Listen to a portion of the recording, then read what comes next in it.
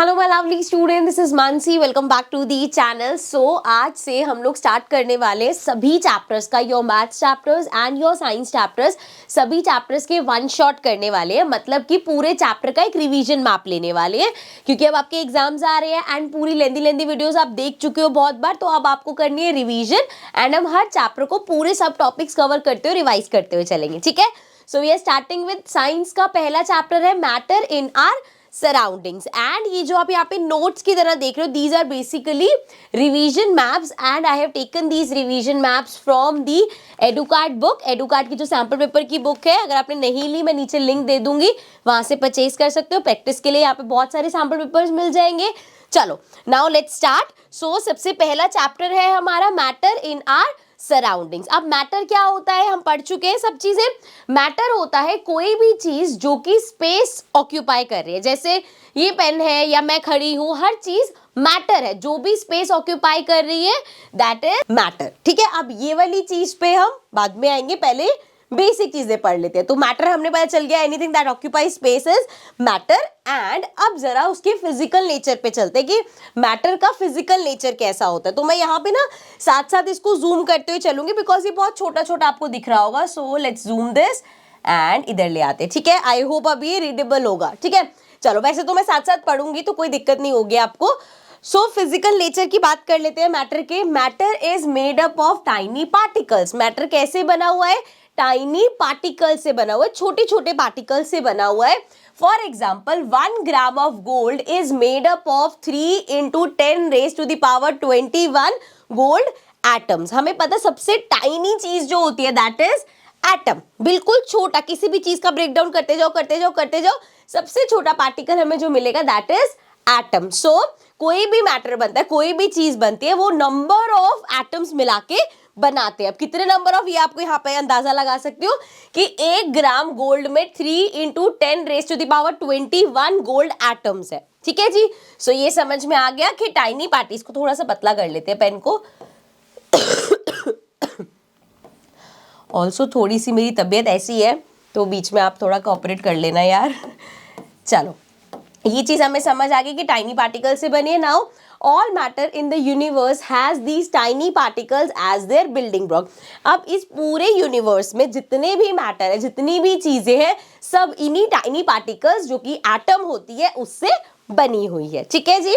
चलो matter is not continuous but particulate in nature. अब इसका क्या मतलब है, थोड़ा सा डेप्थ में समझते हैं कि मैटर कॉन्टिन्यूस नहीं है, पार्टिकुलेट है। पार्टिकुलेट मतलब कि वो छोटे छोटे पार्टिकल से बना हुआ। अब इसको हम कैसे प्रूव कर सकते हैं? कॉन्टिन्यूस का क्या मतलब है कि जैसे if I have this bottle, तो मैं कहूंगी कि ये बॉटल बिल्कुल कॉन्टिन्यूस है, इसके अंदर इसके बीच में कुछ नहीं आ सकता। मतलब ये जो सरफेस है बिल्कुल कॉन्टिन्यूस सरफेस है। तो हम कहते हैं कि मैटर कॉन्टिन्यूस नहीं होता, जबकि पार्टिकुलेट होता है, मतलब पार्टिकल से बना हुआ है। कॉन्टिन्यूस इसको प्रूव कैसे करेंगे?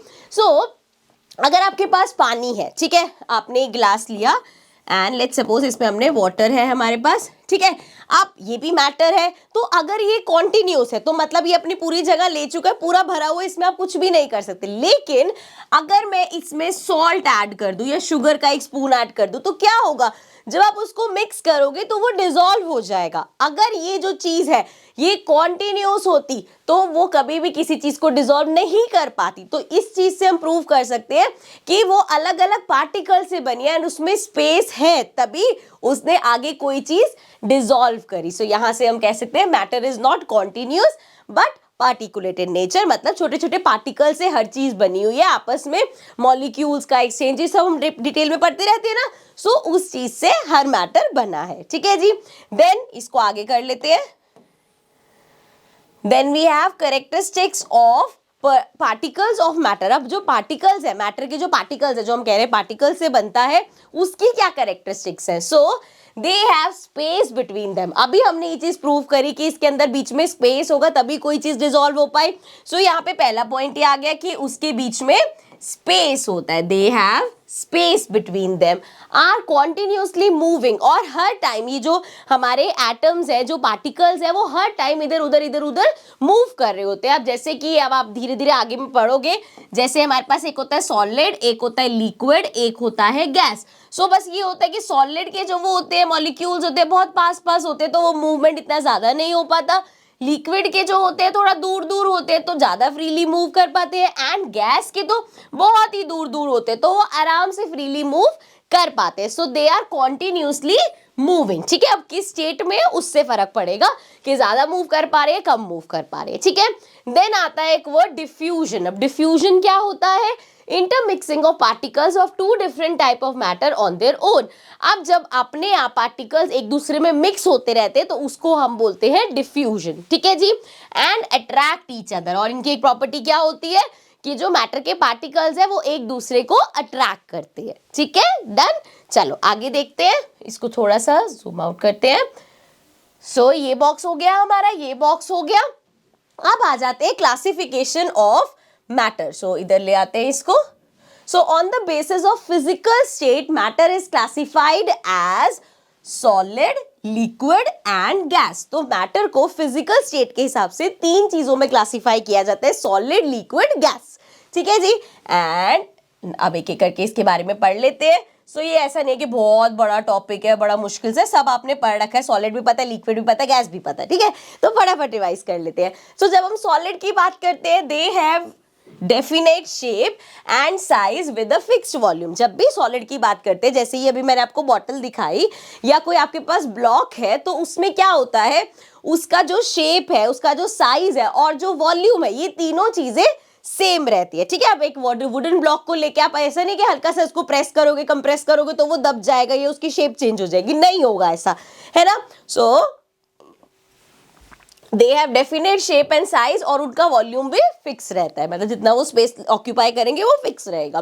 Then they have strong molecular force of attraction. So उनके मॉलिक्यूल्स बहुत पास पास होते हैं, सो उसके अंदर strong molecular force of attraction होता है। ठीक है, क्योंकि बहुत पास पास है। And they can not be compressed much. So आप उनको अगर बहुत ज्यादा कंप्रेस करने की कोशिश करोगे तो अब देखो, अब एक वुडन ब्लॉक है, ठीक है, उसको लोहे की किसी चीज से आप कंप्रेस करोगे, बहुत तेज उस पर हथौड़ी मारोगे तो वो टूटेगा या वो कंप्रेस हो गई। लेकिन आप सिंपल अपने हाथ के जोर से हल्के से चीज टच करके उसको कंप्रेस नहीं कर सकते, इसलिए यहाँ पे ऐसे लिखा है can not be compress much. ठीक है जी, then may break under force. जैसे मैंने अभी बोला, फोर्स लगाओगे तो ब्रेक हो ही जाएगा, but it is difficult to change their shape, so they are rigid. ठीक है, सो अगर बहुत फोर्स लगाओगे तो ब्रेक हो जाएगा, लेकिन अगेन उसकी शेप चेंज करना मुश्किल है, वो बहुत रिजिड होते हैं। रिजिड मतलब जैसे बहुत चीज जो ढीठ होती है ना, जैसे, तो उसको रिजिड कहते हैं। Then the arrangement of particles in a solid is fix. तो पार्टिकल्स का जो अरेंजमेंट है वो इस तरीके से आपस में फिक्स रहते हैं। ठीक है, तो ये तो हो गया अबाउट सॉलिड। लिक्विड्स पे आ जाते हैं। So particles of liquid are close together but not as close as in solid. अब लिक्विड के जो पार्टिकल्स है वो भी आपस में क्लोज है, लेकिन जितने सॉलिड के बिल्कुल कॉम्पैक्ट है वैसे लिक्विड के नहीं है। ठीक है, then does not have fix shape but has fixed volume. अब इसकी फिक्स शेप तो नहीं होती लेकिन वॉल्यूम फिक्स होता है। जैसे कि अगर मेरे पास 1 लीटर पानी है, ठीक है, मैं उसको बॉटल में डालूंगी तो वो बॉटल की शेप का आ जाएगा, उसको एक टब में डालूंगी तो वो टब की शेप का हो जाएगा, लेकिन उसका वॉल्यूम फिक्स रहेगा। अगर आप उसको आधा लीटर बॉटल में डालना चाहोगे, आधा लीटर कैपेसिटी की कोई बॉटल है, तो वो उसमें नहीं आएगा, है ना, क्योंकि उसका वॉल्यूम 1 लीटर है, तो वो इतना स्पेस तो उसको चाहिए। ठीक है, शेप चेंज हो सकते हैं लेकिन वॉल्यूम सेम रहेगा। ओके जी, देन नॉट मच कंप्रेसिबल। अब ये कंपैरेटिवली सॉलिड से ज्यादा कंप्रेस कर सकते हो आप, लेकिन इतने ज्यादा कंप्रेसिबल नहीं होते क्योंकि उनका वॉल्यूम फिक्स ही रहेगा। Then force of attraction between particles are intermediate. Intermediate मतलब जैसे यहाँ पे हमने स्ट्रॉन्ग बोला तो स्ट्रॉन्ग से कम लेकिन वीक से ज्यादा। ओके, नेक्स्ट है rate of diffusion is more as compare to solid. अब रेट ऑफ डिफ्यूजन का क्या मतलब है, पार्टिकल्स जो आपस में मिक्स होते हैं इसमें सॉलिड से ज्यादा होंगे क्योंकि पार्टिकल्स दूर दूर है, यहाँ पे तो बिल्कुल पास पास पार्टिकल्स थे। ठीक है ना, चलो आगे चलते हैं गैसेस पे। So do not have definite shape और फिक्स्ड वॉल्यूम। अब ना तो इसकी शेप डेफिनेट होती है, अब गैस है, अभी भी एयर में कितनी सारी गैसेस प्रेजेंट है लेकिन उनकी कोई भी फिक्स वॉल्यूम भी नहीं है, कोई शेप भी नहीं है, है ना। so they do not have definite shape or fixed volume, then occupy the whole space of the container. अब अगर आप इतने बड़े कंटेनर में भी, जैसे सिलेंडर है उसके अंदर क्या होता है, गैस ही तो होती है, सो वो जितना आप स्पेस दोगे उतना वो कंटेनर को फुल कर देंगे, गैस है ना। Now inter particle space is maximum, अब यहाँ पे जो ये आपस में उसके बीच का स्पेस है वो सबसे ज्यादा होता है, बहुत ज्यादा, मैक्सिमम होता है। देन इंटर पार्टिकल्स, अच्छा ये मैंने पढ़ दिया, force of attraction between the particle is minimum, और यहाँ पे फोर्स ऑफ, क्योंकि वो इतने दूर दूर है, सॉलिड में बिल्कुल पास पास थे तो फोर्स ऑफ अट्रैक्शन बहुत ज्यादा था, लिक्विड में थोड़े से दूर हुए तो थोड़ा सा फोर्स ऑफ अट्रैक्शन कम हुआ, लेकिन सॉलिड से कम, गैस से ज्यादा। एंड गैस की बात करेंगे तो यहाँ पे बिल्कुल कम फोर्स ऑफ अट्रैक्शन होता है क्योंकि पार्टिकल्स बहुत दूर दूर है। Then most compressible in nature, अब इसको कंप्रेस करा जा सकता है, जैसे आपको गैस है वो आप छोटे से किसी कंटेनर में डालना चाहते हो तो उसमें भी कंप्रेस करके गैस फिल कर सकते हो, है ना भाई। Then rate of diffusion is more than solid, and अब यहाँ पे ऑफ कोर्स पार्टिकल्स इतनी दूर दूर है, सो यहाँ पे रेट ऑफ डिफ्यूजन है वो बहुत ज्यादा होता है, मतलब कंपैरेटिवली सॉलिड और लिक्विड से ज्यादा होता है, ठीक है। आई होप ये समझ में आ गया होगा। सो ये पूरा पार्ट हमने कवर कर लिया, इसको इधर ले आते हैं, ठीक है, ये पूरा पार्ट कवर हो गया, वापस चलते हैं इस वाले पे, ठीक है, एक एक करके ये भी डिस्कस कर लेते हैं। सो सबसे पहले है effect of change in temperature, तो इसको कर देते हैं ऐसे, ठीक है। सो हम यहाँ पे पढ़ रहे हैं matter changes it's state, matter अपनी स्टेट चेंज करता है, क्या, कब, जब, किसके इफेक्ट से चेंज करता है,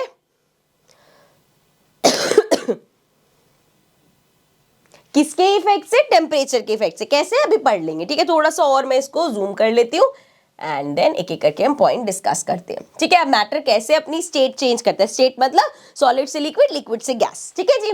चलो, change from solid to liquid state, fusion और मेल्टिंग, अब कैसे चेंज होता है सॉलिड से लिक्विड स्टेट में, खुद सोचो, अगर आपके पास एक आइस क्यूब है उसको निकाल के आपने बाहर रख दिया, थोड़े टाइम में क्या होता है वो मेल्ट हो जाता है, तो क्या हुआ, सॉलिड से लिक्विड में आ गया, so that is through melting या fusion. So solid state is converted into liquid state. Then है change from liquid to gas state, अब लिक्विड से गैस में कैसे होता है, देखो अगर आपने वही पानी लिया अब गैस पे चढ़ा दिया एंड गैस जला के भूल गए, आप थोड़ी देर बाद आओगे तो सारा पानी गायब हो चुका होगा, क्यों, क्योंकि वो वेपर्स में कन्वर्ट हो गया, वो लिक्विड टू गैस हो गया, ठीक है जी। So change from liquid to gas state, boiling और वेपराइजेशन, बॉइलिंग को आपको पता है क्या होता है, पानी बॉइल करना, ठीक है, वेपराइजेशन वेपर्स में कन्वर्ट होना। So liquid state converts into gaseous state with increase in temperature, so जब आपने उस पानी का टेम्परेचर बढ़ाया, टेम्परेचर बढ़ाना क्या होता है, उसको हीट प्रोवाइड करी, गैस पे रखने का मतलब वही हो ना कि हमने उसको हीट प्रोवाइड करी, मतलब हमने उसका टेम्परेचर इंक्रीज किया। सो जब आपने उसका टेम्परेचर इंक्रीज किया तो वो बॉइल हुआ और लिक्विड से गैस में कन्वर्ट हो गया, ठीक है। टेम्परेचर का ही खेल चल रहा है ना, जब आपने सॉलिड से बाहर उसको फ्रीजर से निकाल के बर्फ के क्यूब को बाहर रखा था तब भी तो फ्रीजर कितना ठंडा था, और आपने लाके उसको रूम टेम्परेचर पे रख दिया तो फिर से हमारा टेम्परेचर चेंज हुआ था, ठीक है जी। देन है change from gas state to liquid, अब गैस से लिक्विड में भी चेंज होता है, कैसे, अब ये आपको याद होगा छोटी क्लासेस में हमने वाटर साइकिल की है, उसमें क्या होता है गैस से लिक्विड, जब रेन होती है हमारा कंडेंसेशन होता है, क्लाउड्स में आपके पास बहुत सारे वेपर्स थे, ठीक है जी, अब वेपर्स जब वो भर गए तो वो कैसे कन्वर्ट होते हैं, रेन में कन्वर्ट होते हैं, तो अगेन गैस से किस में चेंज हुआ, लिक्विड में चेंज हुआ, ठीक है, समझ में आया। चलो, now change from liquid to solid state, अब लिक्विड से सॉलिड में कैसे चेंज हो रहा है, अगेन भाई उसी पानी को आप फ्रीजर में रख दो वो जम जाएगा, ये बेसिक घर का एग्जांपल है, हमेशा समझ में आ जाता है, ठीक है। पानी को फ्रिज में फ्रीजर में रख दिया, जम गया, लिक्विड से सॉलिड हो गया।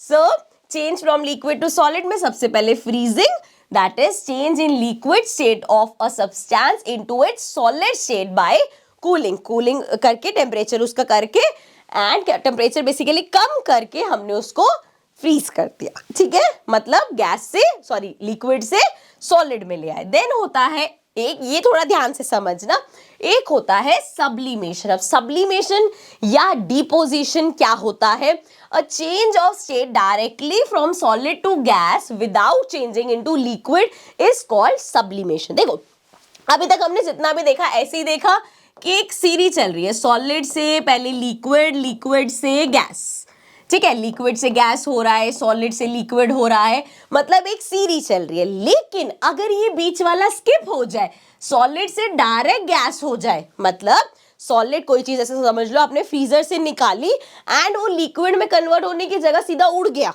दैट इज लिक्विड वाला पार्ट हट गया, सॉलिड से डायरेक्ट गैस हो गई कोई चीज, सो उस प्रोसेस को हम बोलते हैं सब्लिमेशन या डिपोजिशन। अब इसका एग्जांपल क्या हो सकता है, अगर आपने देखा होगा वॉशरूम्स में नैप्थलिन बॉल्स रखते हैं, है ना, आपने का शायद अपने घर पे देख रखा होगा, वो नैप्थलिन बॉल्स धीरे धीरे धीरे धीरे क्या होता है, उनका साइज कम होता रहता है। वो क्या हो रहा है, ऐसा तो नहीं है कोई लिक्विड छोड़ते हैं पीछे के पानी में कन्वर्ट हो रहे हो, ऐसा नहीं होता, वो एयर में गायब होता रहता है। या जो हमारे रूम फ्रेशनर्स होते हैं वो भी ऐसे ही होते हैं, क्या करते हैं, रूम मतलब स्प्रे वाले रूम फ्रेशनर नहीं, जो जेल वाली फॉर्म में आते हैं, उनको आप रखोगे थोड़े टाइम में धीरे धीरे धीरे वो जेल कम होता रहता है, सॉलिड से लिक्विड में जाने की जगह सॉलिड से डायरेक्ट गैस में जा रहा है, तो दैट इज सब्लिमेशन। कैम्फोर है हमारा, कपूर आप देखते हो, कपूर को अगर आप खुला छोड़ दोगे थोड़े टाइम बाद वो उड़ जाएगा, सो अगेन सॉलिड से गैस हो रहा है, सो दिस इज sublimation या deposition, ठीक है।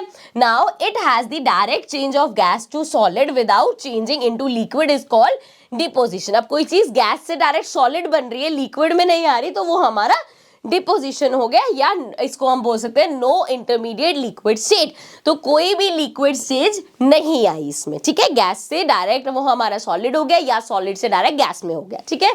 Now different example of sublimation are, जैसे मैंने अभी आपको बताया, नैप्थलिन बॉल्स हो सकते हैं, कैम्फोर हो सकते हैं, कैम्फोर कपूर होता है, ठीक है। सो ये हमारे हो गए, ठीक है। अब इस चार्ट को ढंग से समझते गए, अभी यही पढ़ के आए हैं हम, क्लैरिफाई हो जाएगा एक बार। देखो जरा, सॉलिड से कोई चीज अगर लिक्विड हो रही है, सॉलिड से लिक्विड क्या हो रहा है, मेल्टिंग हो रही है, ठीक है। देन लिक्विड से कोई चीज अगर गैस हो रही है, लिक्विड से गैस मतलब इवापोरेशन हो रहा है, जो हमने भी बॉइलिंग पढ़ा, इवापोरेशन हो रहा है, ठीक है। उसके बाद ये गलत लिखा हुआ, इसको हटा देना, इवापोरेशन हो रहा है, ठीक है। नाउ गैस से कोई चीज लिक्विड में कन्वर्ट हो रही है, जैसे मैंने अभी वाटर साइकिल का एग्जांपल दिया आपको, सो दैट इज कंडेंसेशन, वो कंडेंसेशन होता है। एंड कोई चीज अगर लिक्विड से सॉलिड हो रही है, जैसे पानी को फ्रीजर में रखा जम गया, सो दैट इज सॉलिडिफिकेशन, ठीक है। और जो अभी हमने पढ़ा, कोई चीज सॉलिड से अगर गैस में हो रही है सीधा, जैसे कैम्फोर पढ़ा, तो दैट इज सब्लिमेशन। कोई चीज गैस से अगर डायरेक्ट सॉलिड हो रही है बिना लिक्विड स्टेज में गए, तो that is deposition. I hope clear हो गया होगा ये पूरा आपका interconversion of states of matter, ठीक है। अब इसको जूम आउट करते हैं फिर से एंड चलते हैं इधर, ठीक है। अभी हमने देखा कि स्टेट चेंज हुई, लिक्विड से गैस, गैस से सॉलिड, या सॉलिड से गैस, या लिक्विड से गैस, तो ये सारे चेंज ऑफ स्टेट देखे किसकी वजह से, टेम्परेचर की वजह से। अब हम बात करेंगे प्रेशर की, प्रेशर की वजह से भी स्टेट चेंज होता है, कैसे, लेट्स सी। सबसे पहले बात करते हैं इवापोरेशन की। Liquid changes into vapours even below its boiling point. जब हम इवापोरेशन, जो हम वाटर साइकिल वाले इवापोरेशन की बात करते हैं, अभी तो हमने कहा कि आप किसी चीज को बॉईल कर रहे हो, अपने बॉइलिंग पॉइंट पे आया, उसके बाद वो इवापोरेट होने लग गया। लेकिन जब हम वाटर साइकिल में बात करते हैं, तो वहां पे क्या होता है, ऐसा तो नहीं है समुद्र के पानी को हाथ लगाओगे तो वो बिल्कुल बॉइलिंग होता है, जलने वाला होता है, ऐसा तो नहीं होता, लेकिन फिर भी वहां पे इवापोरेशन हो रहा होता है, मतलब बॉइलिंग पॉइंट से पहले ही वो इवापोरेट होने लग जाते हैं due to presence of sun, of course, ठीक है, सन की हीट से वो इवापोरेट हो रहे हैं। Now factors affecting evaporation. अब इवापोरेशन जो है उस पे क्या क्या फैक्टर्स है जो डिपेंड करते हैं। सबसे पहले टेम्परेचर। अब जितना सूरज की रोशनी, सूरज की गर्मी जितनी ज्यादा मिल रही होगी, उतना ज्यादा उसका टेम्परेचर बनेगा, पानी उतना ही वो इवेपोरेट होगा, सो टेम्परेचर से डायरेक्ट हो गया। Then surface area of liquid. अब एरिया, जो सरफेस एरिया है, जैसे कि ये मैंने जब आपको पढ़ाया था तो मैंने एग्जांपल दिया था कि कोई चीज जल्दी ठंडी गर्म कैसे होती है। जब आप एक कप में से पी रहे होते हो, चाय कितनी गर्म लगती है, उसी चाय को अगर हम वो जो प्लेट होती है उसमें डाल के पीते हैं तो क्या होता है, वहां पे फैल जाती है, और जब वो चीज फैल जाती है, उसका सरफेस एरिया बढ़ जाता है, तो इवापोरेशन होता है। जितना सरफेस एरिया ज्यादा होता है वहां पे इवापोरेशन ज्यादा हो जाता है। और इवापोरेशन का एक बहुत अच्छी चीज है कि वो पीछे कूलिंग इफेक्ट छोड़ जाते हैं, जिसकी वजह से हमारी चाय जल्दी ठंडी हो जाती है, ठीक है, समझ में आया। तो सरफेस एरिया बढ़ेगा तो इवापोरेशन भी बढ़ता है, ठीक है जी। देन है ह्यूमिडिटी ऑफ एयर। एयर की ह्यूमिडिटी से भी इवापोरेशन, अगर जो आपकी एयर है उसमें बहुत ज्यादा ह्यूमिडिटी है, ह्यूमिडिटी क्या होता है, एयर में वाटर वेपर्स का प्रेजेंस होना, ठीक है। अगर एयर में बहुत सारे वाटर वेपर्स है तो हम बोलते हैं बहुत ह्यूमिडिटी, चिपचिपा सा मौसम हो रहा है ना। सो अगर ऑलरेडी बहुत ज्यादा वाटर वेपर्स है तो इवेपोरेशन कम होगा, दैट मीन्स ह्यूमिडिटी ज्यादा है तो इवेपोरेशन कम होगा, ठीक है जी। एंड देन विंड की स्पीड, अगर विंड की स्पीड बहुत ज्यादा है तो इवेपोरेशन और ज्यादा जल्दी जल्दी जल्दी जल्दी हो पाएगा, तो विंड की स्पीड ज्यादा तो इवेपोरेशन भी ज्यादा होगा। तो ये सारे फैक्टर्स आप देख रहे हो कैसे इवेपोरेशन को इफेक्ट कर रहे हैं, ठीक है जी। चलो अब जरा थोड़ा सा ये देख लो, ये आपके काम आएगा इसलिए बस यहाँ पे टेबल है। टेम्परेचर केल्विन में होता है, एक सिंबल के होता है। लेंथ हमारी मीटर में होती है, उसका सिंबल ऐसा यूनिट एम होता है। वेट हमारा किलोग्राम में करते हैं हम, यूजली मेजर केजी होता है। वॉल्यूम क्यूबिक मीटर, मतलब मीटर क्यूब ऐसे लिखते हैं। डेंसिटी जब भी मेजर करते हैं तो केजी पर मीटर क्यूब करते हैं। एंड प्रेशर जब मेजर करते हैं तो पास्कल्स में करते हैं। एंड पीए उसका सिंबल होता है, ठीक है जी। एंड अब यहाँ पे ये देख लो, unit of temperature, measuring unit हमेशा डिग्री सेल्सियस होता है।